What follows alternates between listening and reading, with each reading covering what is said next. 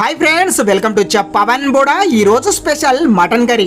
ఈ మటన్ కర్రీని ఏదేదో మసాలాలు వేయకుండా జస్ట్ 2-3 మసాలాలతో చాలా సింపుల్గా నా స్టైల్లో మోడిఫై చేసి చెప్తున్నా.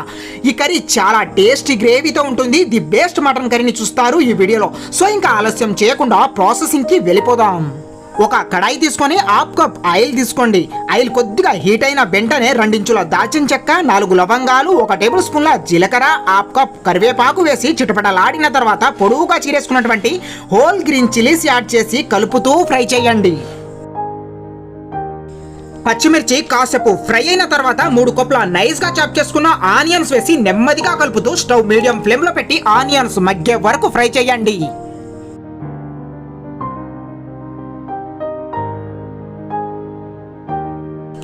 ఇప్పుడు ఆనియన్స్ మొత్తం బ్రౌన్ కలర్ లో రావాలి. అప్పుడు మాత్రమే మటన్ యాడ్ చేయండి. ఈ మటన్ 1.5 kg తీసుకుంటున్నా.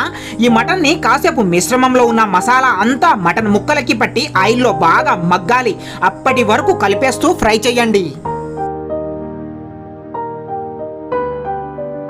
ఈ మటన్ ముక్కలు కాసేపు ఆయిల్లో మగ్గి ఫ్రై అయిన తర్వాత 2 టేబుల్ స్పూన్ల అల్లం వెల్లుల్లి పేస్ట్ యాడ్ చేయండి. ఈ ginger garlic paste homemade use చేయండి. పేస్ట్ మొత్తం ముక్కలకి బాగా పట్టాలి. అప్పటి వరకు స్టవ్ లో ఫ్లేమ్ లో పెట్టి ఫ్రై చేయండి.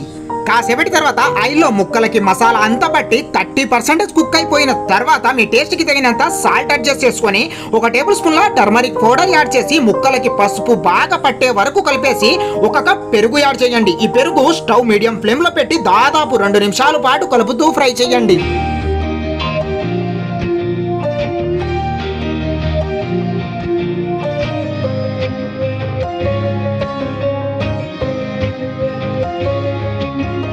ఇప్పుడు మీ టేస్ట్ కి తగినంత కారం యాడ్ చేసి 1 టేబుల్ స్పూన్ల కొరియాండర్ పౌడర్ వేసి 5 నిమిషాల పాటు కలుపుతూ ఫ్రై అయ్యాక ముక్క పర్ఫెక్ట్ గా కుక్ అవ్వాలి కాబట్టి దాదాపు 1 లీటర్ వాటర్ యాడ్ చేసి మూత పెట్టేసి 15 నిమిషాల పాటు కుక్ చేయండి.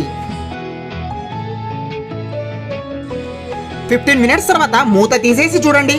వావ్, కలర్ఫుల్ గా థిక్ గ్రేవీతో ఉంది కదా. ముక్కలు ఆల్మోస్ట్ కుక్ అయిపోతాయి. ఇప్పుడు 1 టేబుల్ స్పూన్ల మటన్ మసాలా వేసి 5 నిమిషాల పాటు కలుపుతూ కుక్ చేయండి.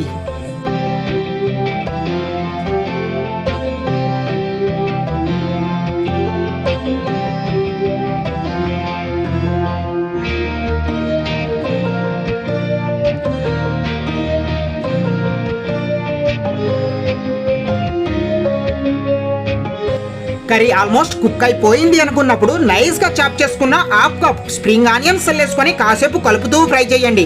ఇప్పుడు ఫైనల్ ప్రాసెసింగ్ కి వెళ్ళిపోదాం. ఈ కర్రీ ఆల్మోస్ట్ కుక్ అయిపోయింది అనుకున్నప్పుడు చాప్ చేసుకున్న కొత్తిమీర చల్లేసుకొని స్టవ్ ఆఫ్ చేసేయండి.